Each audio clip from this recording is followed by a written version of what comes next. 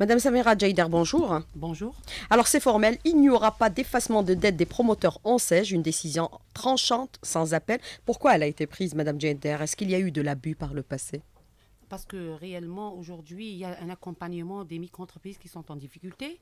Parce qu'en 2017, on a signé une convention avec les banques, les 5 banques étatiques, pour accompagner les micro-entreprises qui sont en difficulté de remboursement de leurs dettes. Et cette convention a permis aux jeunes de bénéficier de l'effacement des pénalités de retard et aussi des intérêts cumulés à travers le manque de remboursement. Cette convention a permis à plusieurs promoteurs de bénéficier de cet avantage, parce qu'on peut le considérer comme avantage, et qui ont procédé au remboursement. Il y a plus de 160 micro-entreprises aujourd'hui qui ont remboursé leurs dettes vis-à-vis de leur banque. Et ils ont bénéficié de l'effacement des pénalités de retard et des intérêts cumulés à travers le non-remboursement de leur crédit. Et aussi, à travers cette convention, il y a deux formules. Il y a le remboursement de l'intégralité du crédit bancaire avec l'effacement des pénalités de retard. Et aussi, le jeune a le choix de choisir un rééchelonnement de sa dette, le rééchelonnement de sa dette avec un nouveau échéancier pour permettre à ces micro-entreprises la pérennité et de continuer dans l'exploitation de leur activité. Et aussi, on doit déclarer que la création de dispositifs en SEJ ou CNAC, en parallèle, il y a eu la création de fonds de garantie. Le fonds de garantie, il intervient pour les micro-entreprises qui n'ont pas pu continuer dans l'exploitation de leur activité. Ce fonds de garantie, il permet aux micro-entreprises de faire face au remboursement du crédit bancaire à hauteur de 70% du montant du crédit bancaire. Bien sûr, par la suite, il y a la micro-entreprise arrête l'activité. Oui. Arrête l'activité et elle va être soulagée par rapport au crédit octroyé par la banque. Mais vous parlez d'intérêts cumulés, effacement des pénalités de retard par rapport à la banque. Le fonds de garantie, à quelle hauteur il a été exploité jusque-là, Madame Haider? Aujourd'hui, il y a environ 21 000 micro-entreprises qui ont bénéficié de l'indemnisation du fonds de garantie. À quelle hauteur il a été exploité par rapport à ses ressources financières, Madame Djaider? Il est à environ 25 milliards de dinars qu'on a exploité pour le remboursement des micro-entreprises qui ont ressenti une difficulté de continuer l'exploitation de leur activité. Alors, vous avez parlé d'intérêts cumulés, effacement des pénalités de retard par rapport au crédit contracté au niveau des banques. Ça a été des mesures qui avaient été prises en 2011-2012. On n'est plus dans cette même logique aujourd'hui. C'est la raison pour laquelle le ministre a tranché. Il n'y aura plus d'effacement de dette des promoteurs en SEJ. Oui, parce que Est-ce qu'ils doivent s'inscrire dans une nouvelle logique, celle de l'entrepreneuriat et donc dans une vision économique? Non, parce que réellement, cette mesure a été appliquée pour les micro-entreprises financées avant 2011. Pourquoi le choix d'accompagner les micro-entreprises créées avant 2011 par rapport à cette mesure-là?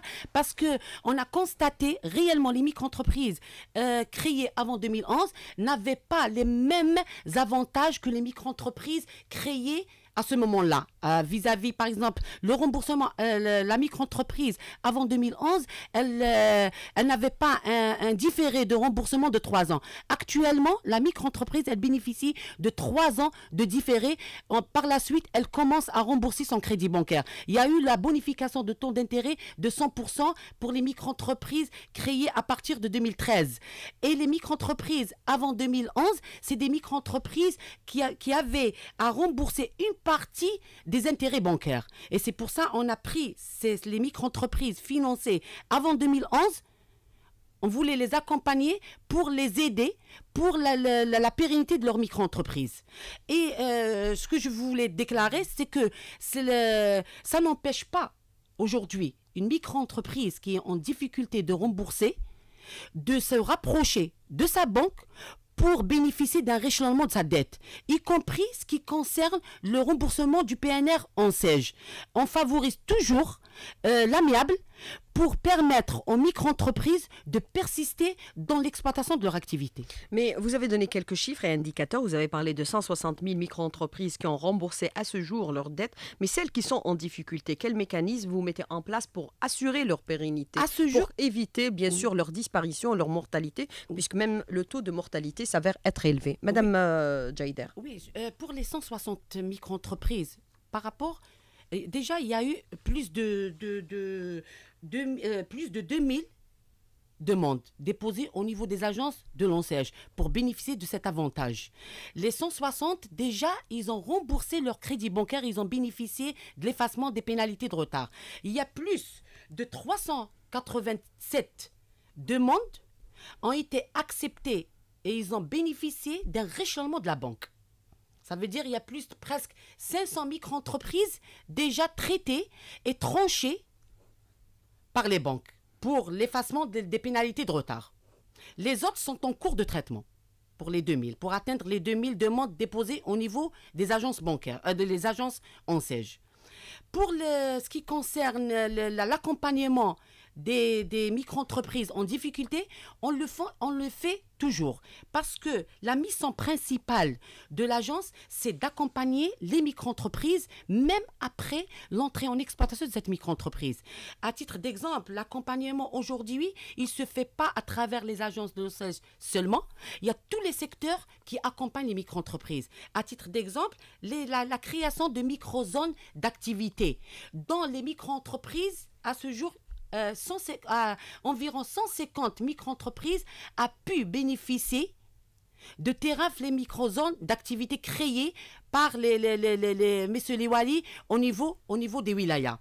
Il y a aussi l'utilisation de plus de 3000 locales non utilisées auparavant qui ont été attribuées aux micro-entreprises pour bénéficier de l'exploitation de ces locaux dans les activités de ces micro-entreprises. Il y a aussi ça c'est de l'accompagnement. Il ne se fait pas à travers l'ONCEJ seulement, mais même par les différents secteurs et même par les collectivités locales, il y a un accompagnement pour la pérennité de ces micro-entreprises. Par rapport aux 20% de la commande publique, si on peut parler par rapport à la pérennité de la micro-entreprise. Il y a beaucoup de micro-entreprises aujourd'hui qui ont pu bénéficier de la commande publique. À titre d'exemple, il y a eu l'enregistrement de plus de 8800 micro-entreprises en ONCEJ qui a bénéficié de la commande publique. Tout ça permet aux micro-entreprises la pérennité et l'exploitation de leur activité. Mais pérennité par rapport à l'effacement de leurs dettes, aux problèmes de financement. Aujourd'hui, vous dites niet, il n'y aura plus d'effacement des dettes des entreprises ONCEJ par rapport à celles qui sont en difficulté et par rapport au niveau de mortalité. Combien sont en situation pérenne et combien sont en situation aujourd'hui difficile par rapport à leurs dettes contractées auprès des banques? Madame Jaider, de toute façon, en concrète. Oui, nous, généralement, on se réfère au taux de dossiers déposés pour indemnisation au niveau du fonds de garantie. C'est le taux que représentent les micro-entreprises en difficulté. Combien ont déposé? Il y a environ 10% des micro-entreprises financées qui sont au niveau du fonds de garantie. Malgré ça, les 10%, ça ne représente pas le taux de mortalité à 100%. Parce que dans les 10% des dossiers déposés au niveau du fonds de garantie, il y a une partie des micro-entreprises qui sont là, qui exercent, mais ils ont une difficulté de remboursement. Mais ces les 10% représentent combien d'entreprises, Madame Jaider? À peu près... un chiffre, éventuellement? Oui, parce qu'on a financé à peu près 300... à ce jour, il y a eu 375 000 micro-entreprises. Les 10%, ça représente 37 000 à peu près de micro-entreprises qui sont en difficulté. Mais est-ce que ce chiffre représente aussi le niveau de mortalité des entreprises? Vous avez donné précédemment l'équivalent de 10%. Oui. Certains estiment que le taux de mortalité pourrait dépasser largement ce pourcentage, puisque par le passé, il était de 45 voire 30%. Et là, maintenant, on parle plutôt de 25 à 15%. Quel est votre commentaire? Et non pas 10%. Non, parce que réellement, est-ce qu'on a des statistiques fiables? Non, on se réfère aux micro-entreprises, aux projets présenter au fonds de garantie. Parce que réellement, pour présenter un projet au fonds de garantie, pour procéder à son indemnisation, c'est que la micro-entreprise, elle a enregistré 3 échéances échues non honorées. Ça veut dire 1 année et demie d'exploitation sans procéder au remboursement du crédit bancaire. La banque a la latitude de déposer le dossier au niveau du fonds de garantie pour l'indemnisation de ces projets-là. Vos chiffres sont fiables? Oui, pas approximatifs? Non, c'est des données. Pas faux? Non, c'est des données statistiques étudiées avec bien sûr un listing des micro-entreprises parce qu'on a un système d'information. L'agence ANSEJ ou le fonds de garantie travaille à travers un système d'information. Toutes les données sont enregistrées sur le système d'information. Bien sûr, avec des directions de statistiques qui nous donnent les données statistiques par rapport à la situation des micro-entreprises. Alors, à ce jour, et avec les déclarations faites récemment, il est envisagé au niveau de l'ANSEJ d'arriver à la création de pas moins de 29 000 micro-entreprises d'ici la fin de l'année en cours, c'est-à-dire il ne nous reste plus qu'un mois d'ici cette échéance. On en est un peu loin puisque vous êtes actuellement à près de 17 000 avec des projections sur l'emploi, l'équivalent de 500 000 emplois qui pourraient être créés par le secteur productif, à savoir 400 000 dans le secteur ANSEJ, c'est-à-dire micro-entreprises ANSEJ et CNAC, et 100 000 par les autres dispositifs existants. Est-ce qu'on peut considérer que les ambitions du gouvernement sont réalisables quand on sait que vous n'avez pas atteint les 29 000, vous êtes à 17 000? Oui, aujourd'hui, on a pu réaliser plus de 500 000 micro-entreprises entre les deux dispositifs. Ça veut dire le dispositif ANSEJ et le dispositif CNAC. C'est des dispositifs qui sont dédiés à la création d'activités. Ils sont sous la tutelle du ministère du Travail, de l'Emploi et de la Sécurité sociale. Nous, aujourd'hui, notre vision, c'est qu'on doit prendre toute idée de projet que le jeune désire réaliser sur le terrain. Ces idées de projet doivent être enregistrées dans la stratégie de la GERI par rapport au secteur porteur, parce qu'aujourd'hui, le dispositif il a été orienté vers les activités porteuses et les activités qui créent de l'emploi. Ça veut dire, aujourd'hui, les antennes de l'agence sont tenues de financer les projets par rapport à un besoin ressenti de la locale. Ce qui est valable dans cette wilaya, peut-être il ne sera pas valable pour une autre wilaya. C'est décentralisé. C'est décentralisé.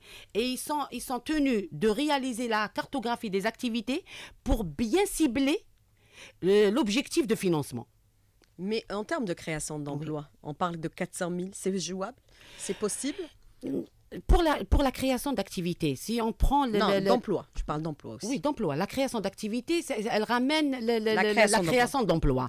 Nous, pour les dispositifs de création d'activités, on prend toujours au démarrage, il y a toujours 2 à 3 emplois par micro-entreprise. Ça, c'est au démarrage. Par la suite, aujourd'hui, on a des micro-entreprises qui elles arrivent à avoir plus de 500 emplois. Il y a des micro-entreprises qui ont créé plus de 50 emplois. Au démarrage, ils étaient à 3. Aujourd'hui, ils sont à 100, à 200, à 300 emplois. Combien d'emplois créés depuis? Depuis, il y a 1 200 000 emplois créés entre les deux dispositifs. Ça veut dire dispositif ANSEJ et dispositif CNAC.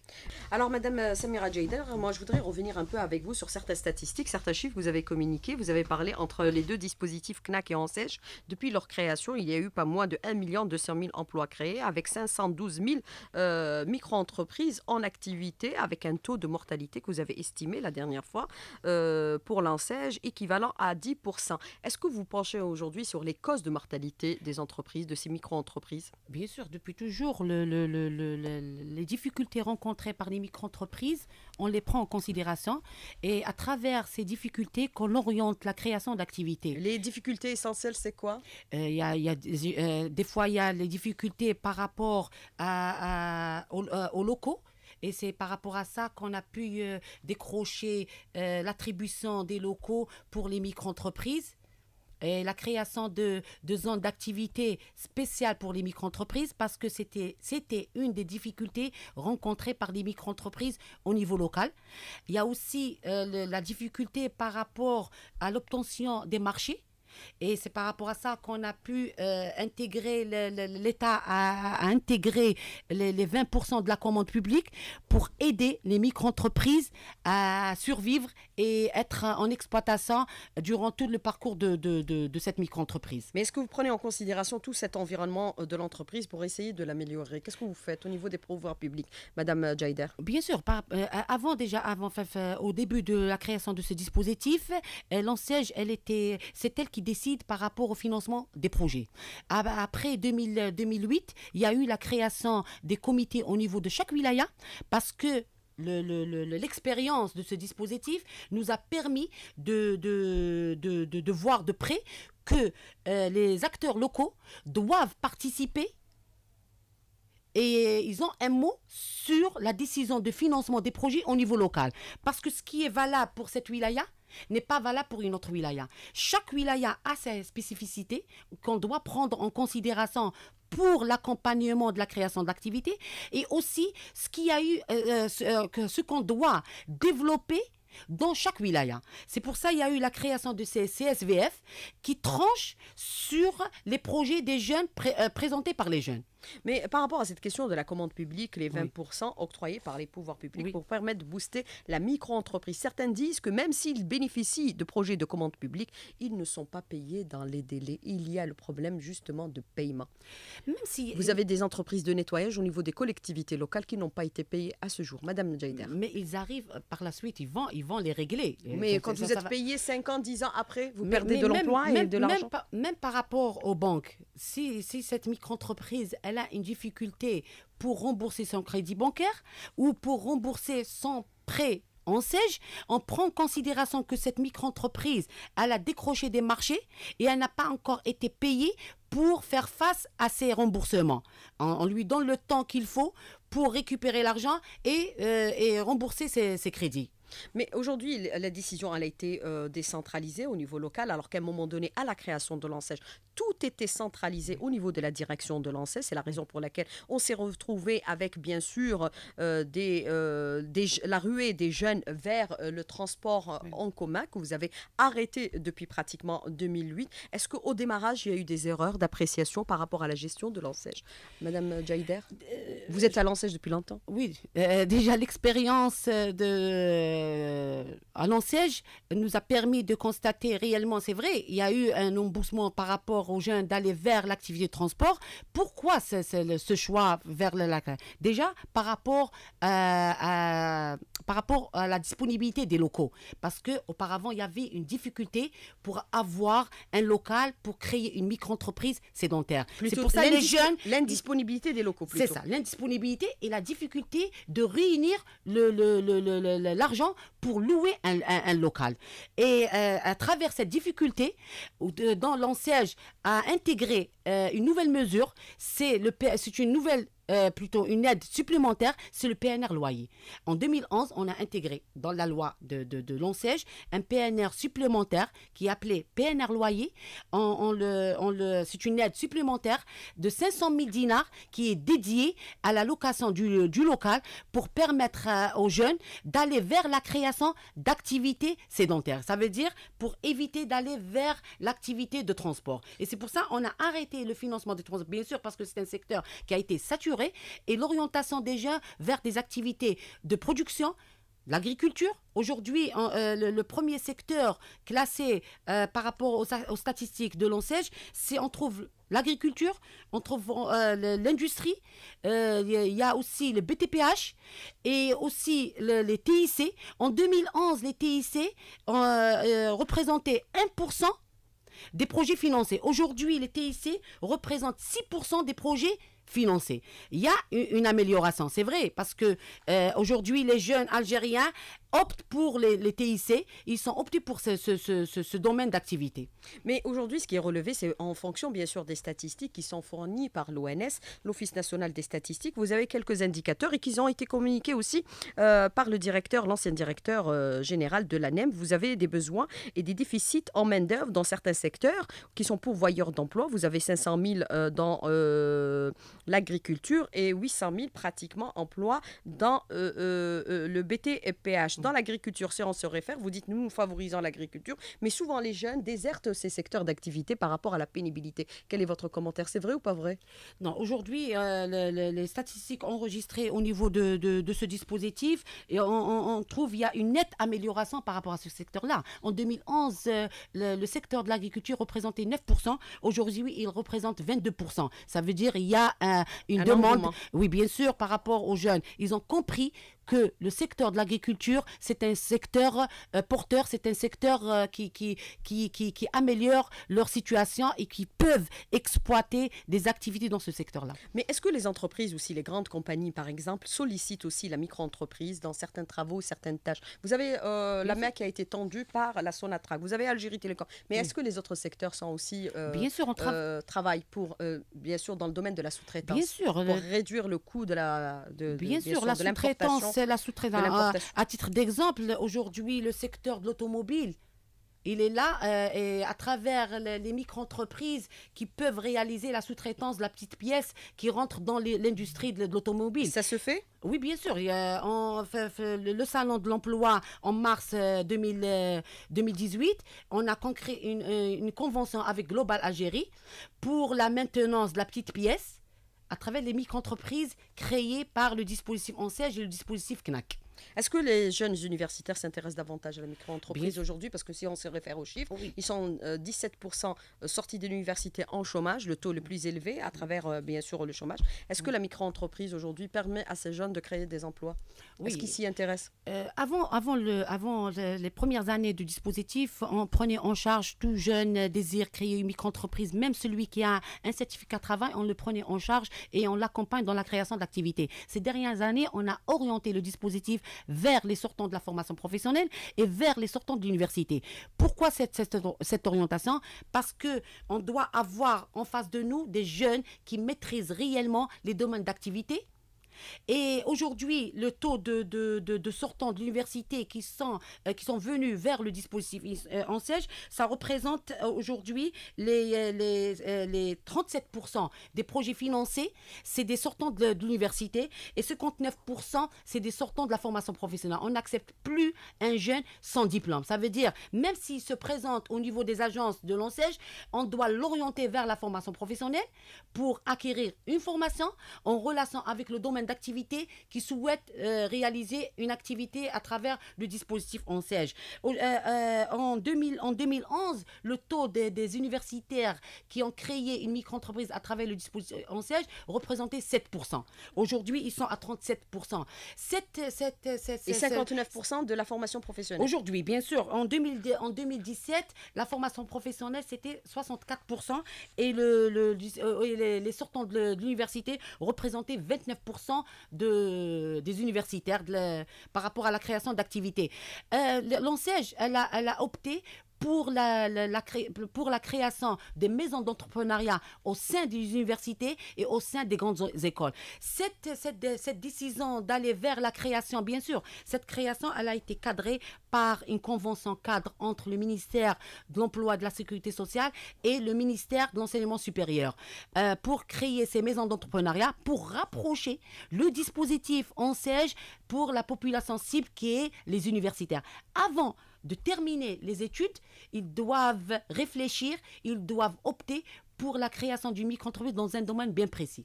Mais on crée des maisons de l'entrepreneuriat, est-ce qu'il ne faudrait pas aller plus simple, enseigner l'entrepreneuriat au niveau de l'université ou des écoles déjà? Oui, comme cela se fait dans tous les pays du monde. Il y a certaines universités qui ont intégré un module sur la création d'activités et l'entrepreneuriat. Est-ce que dans vos projections, vous projetez à horizon 2025, 2030, est-ce que vous avez un plan de développement de l'ONSEJ de telle sorte à affiner, améliorer encore davantage ce que vous êtes en train de réaliser actuellement? Madame Bien Jaïda. sûr, on doit avoir une stratégie pour l'amélioration de cette vision aussi. Bien sûr, une vision. Bien sûr, c'est par rapport aux besoins actuels et par rapport à ce qu'on veut ramener ce dispositif d'ici 2025 ou d'ici 2030 par rapport à la population, par rapport à ce qui se fait ailleurs. On doit le mettre en œuvre à travers le dispositif ONSEJ. Alors, plusieurs questions des auditeurs ce matin. Je ne pense pas qu'on puisse les poser toutes. Quelles sont les activités demandées les plus sollicitées et celles qui ne sont plus prises en charge par par votre dispositif? Très rapidement, Et Madame Jaïda. les secteurs porteurs, c'est les secteurs de l'industrie,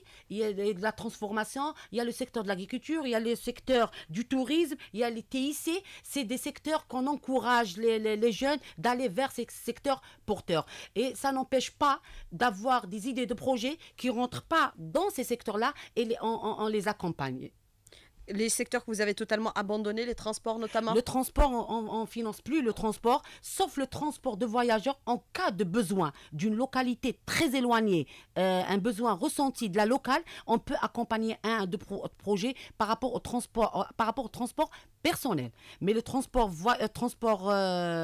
marchandises, on ne finance plus. Alors, on parle trop d'effacement des dettes sans parler de création de richesses. L'ANSEJ, avec les banques, ne peuvent pas mettre à la disposition des entrepreneurs des conseillers managers en retraite. Est-ce qu'ils pourraient solliciter justement des managers en retraite pour pouvoir peut-être orienter les jeunes sur les meilleurs moyens et les mécanismes pour réussir une entreprise? Au niveau des banques déjà. Non, Ça existe ailleurs, hein? Non, Les conseillers managers. Aujourd'hui, il y a plusieurs instituts qui travaillent par rapport au coaching des jeunes pour aller vers la création d'activités. À titre d'exemple, on a signé récemment avec l'Institut Habba, qui est spécialisé pour accompagner les startups dans la création d'activités. Nous, au niveau du dispositif ANSEJ, on est favorable pour accompagner tous les jeunes Algériens qui désirent créer une activité porteuse et qui crée de la richesse et de l'emploi.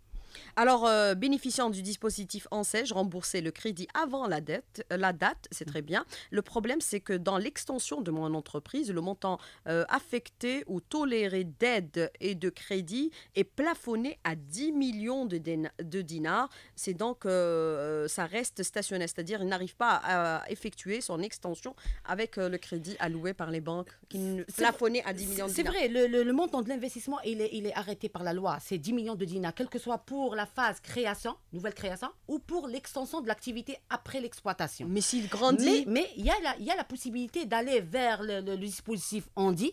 La loi de finances 2015 permet aux micro-entreprises créées à travers balancer le système à un autre. d'aller vers le dispositif ANDI, mais il va bénéficier des avantages fiscaux et ce que offre le dispositif ANDI. Alors, aujourd'hui, ce qui est relevé au niveau de l'ANSEJ, au niveau de certaines antennes, c'est qu'il y a une mauvaise orientation des jeunes. Quel est votre commentaire? Est-ce que vous travaillez sur ces aspects-là? Nous, sincèrement, les orientations, elles sont là. Il y a aussi le comité au niveau local qui est présent et qui prend en charge les besoins de la locale. Alors, autre question, la commande publique aujourd'hui, quand on n'y accède pas et quand on n'a pas été payé, est-ce qu'on peut revenir à la direction de l'ANSEJ pour nous prendre en charge? Il n'y a aucun problème. Nous, les portes de l'ANSEJ sont ouvertes à tous les jeunes déjà financés par le dispositif et même pour les jeunes qui désirent créer une micro-entreprise. On est là pour les accompagner. L'accompagnement se fait avant la création de l'activité et même après la création de l'activité. Alors, durant des années, nous avons vu des jeunes détourner leurs projets à d'autres fins et l'argent qui leur avait été octroyé, tel que pour s'acheter des voitures, des fourgons, ou pour faire du transport ou carrément pour se marier. S'il vous plaît, que faites-vous aujourd'hui des promoteurs qui procèdent de la sorte? Ils ne remboursent pas leurs prêts. Les jeunes bien sûr, la poursuite judiciaire, elle est obligatoire dans les cas où le jeune a détourné son projet. Alors, autre question de l'auditeur qui vous dit, est-ce que s'il y a eu de l'échec de certaines, bien sûr, micro-entreprises qui ont été créées, c'est parce que les jeunes n'ont pas bénéficié de formation préalable et parce qu'ils se sont vus riches très vite alors qu'ils ne savaient pas quoi faire de cet argent et comment exploiter une entreprise ou gérer une entreprise? Oui, aujourd'hui, on ne peut pas financer un projet au niveau de l'ANSEJ. C'est une des conditions pour bénéficier des avantages et du financement du micro-entreprise. C'est la formation sur les techniques de gestion dans les formateurs de l'agence qui sont formés à travers le Bureau international du travail pour faire bénéficier les jeunes du dispositif ANSEJ sur les techniques de gestion de la micro-entreprise. Elle est obligatoire avant de procéder au financement de son projet. Est-ce qu'on peut considérer avec du recul que la politique de l'ANSEJ a été un échec, non sur le principe, mais sur les mécanismes et la forme de celle-ci? Madame Jaïder. Moi, sincèrement, je déclare que le dispositif a réussi parce qu'il y a beaucoup de micro-entreprises. Elles sont là, elles exploitent leur activité et aussi ils ont procédé même à l'extension de leur activité. Ils sont devenus des micro-entreprises, des entreprises qui exercent sur le territoire national et aussi elles exportent même leurs produits à l'extérieur. Autre question, est-ce que c'est à l'État de créer des entreprises ou plutôt l'économie d'aller vers la création d'entreprises? Parce que toute la question est à ce niveau-là aujourd'hui, le débat. C'est les deux. Hein. C'est l'économie. On peut créer des micro-entreprises par rapport aux besoins dans la Bien sûr, sous-traitance, par c'est vrai. exemple. Et l'État doit accompagner la création d'activités. Les entreprises pourraient aussi contribuer à la création de micro-entreprises à leur profit dans la sous-traitance. Bien sûr. Ce qui n'est pas fait aujourd'hui pour nous. La seule main qui a été tendue, c'est celle de Sonatrach. Alors, pourquoi imposer la non-affiliation au début pour les salariés qui veulent se lancer dans l'entrepreneuriat? Est-ce que cela veut dire quelque part que l'ANSEJ encourage l'illégalité? Le travail au noir. Madame Jaïder, autre question. La création, une des conditions d'accès au dispositif, c'est d'être en situation de chômage au moment d'inscription à ce dispositif. C'est une condition parce que pour bénéficier de ce dispositif, le jeune doit être en situation de chômage. Alors, vous avez des entreprises aujourd'hui qui ne déclarent pas leurs employés, qui sont inscrits dans ce dispositif, notamment les entreprises chargées du nettoiement. Par exemple, aujourd'hui... Ils ne déclarent pas leurs employés. Ils sont sous-payés par rapport au SMIG, moins de 18 000 dinars, qui est illégal. Aujourd'hui, les micro-entreprises créées à travers le dispositif ANSEJ ou CNAC sont tenues de déclarer à la CASNOS, bien sûr à la CASNOS par rapport aux jeunes et aussi à la CNAS par rapport aux employés qui travaillent dans la micro-entreprise. Aujourd'hui, on ne peut pas permettre aux jeunes de bénéficier de la décision d'octroi d'avantages qui est devenue annuelle sans présenter les documents afférents par rapport à la déclaration au niveau de la CNAS et de la CASNOS. Le payer moins que, j'ai dit le SMIC, c'est le SNMG, 18 000 dinars, c'est illégal également. Bien sûr, il y a l'inspection de travail qui s'en charge de ce volet-là. Madame Samira Jaïder, merci d'avoir répondu à nos questions et d'avoir été en direct avec nous ce matin dans le studio. Merci beaucoup. Je vous en prie.